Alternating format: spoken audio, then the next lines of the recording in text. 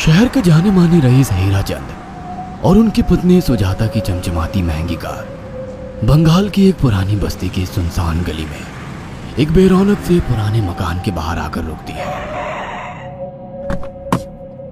सुजाता, ये तुम मुझे किस जगह लेकर आई हो? ये तो कोई गरीबों की बस्ती लगती है, यहाँ ऐसा क्या है?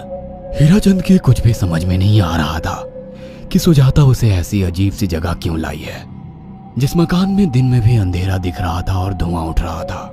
आप मेरे साथ अंदर चलिए, सब समझ जाएंगे। यहाँ हमारी हर समस्या का समाधान मिलेगा। सुजाता और हीराचंद आशंकित कदमों से उस मकान में दाखिल होते हैं।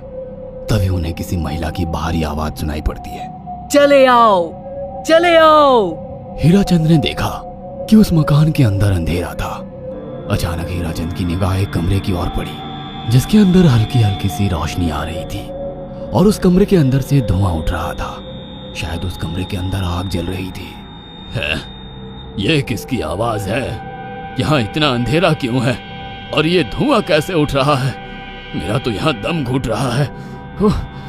सुजाता और हीराचंद धीरे धीरे कदमों से उस कमरे के अंदर चले गए।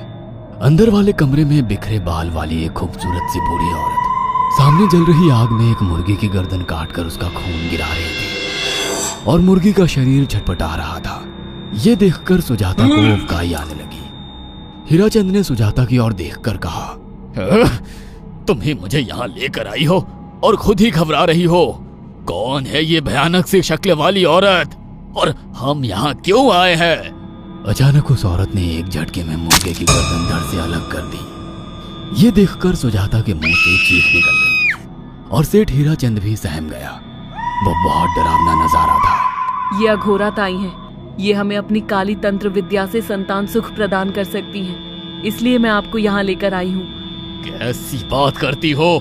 जहाँ बड़े से बड़े डॉक्टर सफल नहीं हुए, वहाँ ये मामूली औरत क्या कर लेगी? हीराचंद की बात सुनकर अघोरी ताई ने गुस्से से हीराचंद की ओर देखकर कहा, नादान हीराचंद, काली विद्या में इतनी शक्ति है कि मरे को भी जिंदा कर दे। संतान पैदा कराना कौन सा मुश्किल है? तुम्हें मेरा नाम कैसे पता? क्या तुम सच में हमें संतान सुख दिला सकती हो? तुम जितनी दौलत मांगोगी मिल जाएगी, अगर ये संभव है तो।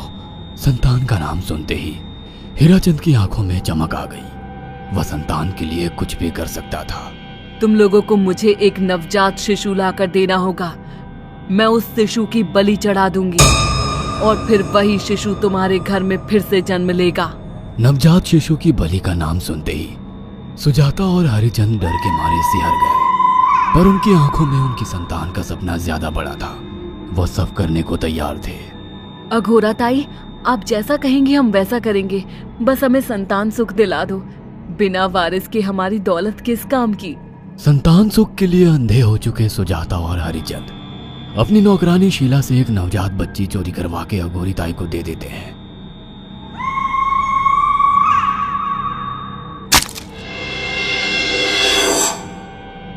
उस शिशु की बलि से सुजाता गर्भवती हो जाती है। देखा आपने अघोरा की तंत्र शक्ति? मुझे उस पर पूरा भरोसा था। चलो चलकर उन्हें धन्यवाद कहते हैं। हीराचंद और सुजाता अघोरा ताई के पास पहुंचते हैं। वो दोनों बहुत खुश थे और अघोरा पर उन्हें अंधविश्वास हो गया था। अघोरा ताई, आप महान तंत्रिका है।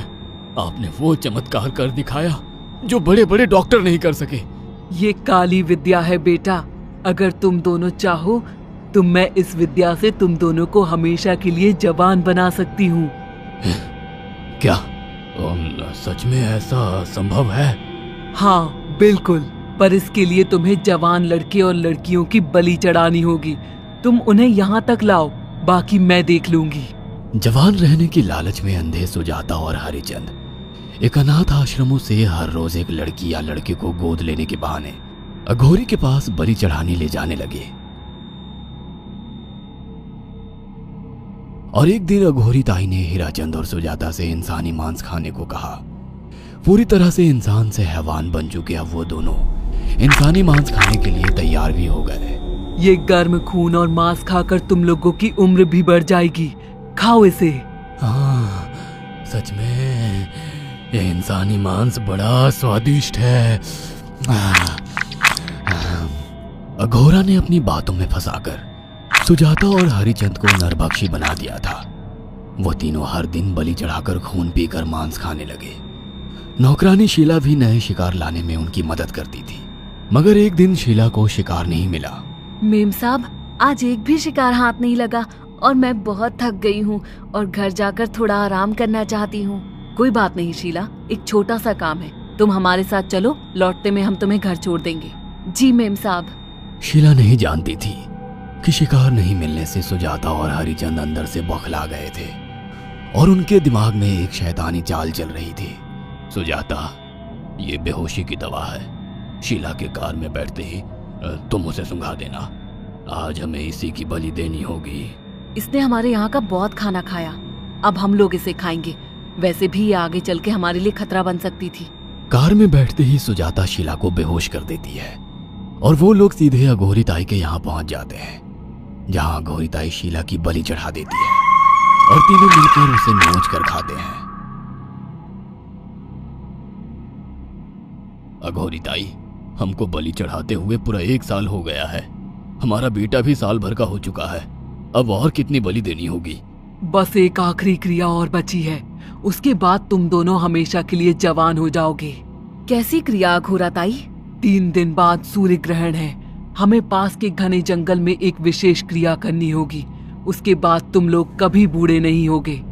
कितना अच्छा होगा, हम हमेशा जवान रहेंगे और सालों साल तक अपनी दौलत से ऐश करेंगे। हाँ, सच कहा। अघोरा ताई ने हमारे हर सपने पूरे कर दिए। 3 दिन बाद बंगाल के बियाबान जंगल में कोहरे और ओस से भीगे पेड़ों के बीच एक घने बरगद की बेलों पर कटे इंसानी सिर लटक रहे थे, जिसमें से खून टपक रहा था। काले जादू का सामान भी रखा था। कितनी भयानक जगह है ये, हर तरफ कटे हुए सर लटक रहे हैं। थोड़ी देर में सब समझ जाओगे। बैठ जाओ और मेरे साथ ये मंत्र दोहराओ। अघोरा, ये किन लोगों की कटी हुई गर्दनें हैं? आप यहाँ क्या करने वाली हो? हीराचंद की बात सुनकर अघोरा जोर जोर से हंसने लगी और उसने एक शैतानी हंसी हंसते हुए हीराचंद की ओर देखकर कहा, तुम जैसे ही लोगों ने अपनी इच्छाओं को पूरा करने के लिए इन लोगों की बलि चढ़वाई है और फायदा उठाया है। अब तुम दोनों आंखें बंद करके यहाँ बैठ जाओ और मेरे साथ मंत्रों को दोहराते जाओ। अघोरा ने सुजाता और हरिचंद को वशीकरण मंत्र और काले जादू के इस्तेमाल से सम्मोहित कर दिया और देखते ही देखते वो एक भयानक डायन में बदल गई और चीखती हुई बोली, अब मैं तुम दोनों की बलि चढ़ाकर अमर हो जाऊंगी, क्योंकि तुम लोगों ने 100 लोगों की बलि का खून पिया है। देखते ही देखते उस डायन ने फरसे से एक एक करके सुजाता और हरिचंद की गर्दन काटकर जल रही आग में बलि चढ़ा दी और उनका गर्म खून पीने लगी। जब तक तुम जैसे मूर्ख और लालची लोग अपने फायदे के लिए दूसरों को मेरे पास लाते रहेंगे, मैं उनका फायदा उठाकर ऐसे ही उनकी बलि चढ़ाती रहूंगी। दरअसल अघोरा एक डायन थी और अपना स्वार्थ पूरा करने के लिए उसने हीराचंद और सुजाता की लालच का फायदा उठाकर उनकी भी बलि चढ़ा दी। बुरे काम का बुरा ही नतीजा मिलता है। अगर आपको हमारी ये कहानी पसंद आई हो तो इसे लाइक और शेयर करना ना भूलें। साथ ही ऐसी और नई कहानियों के अपडेट्स पाने के लिए हमारे चैनल अक्षु टीवी को जरूर सब्सक्राइब करें।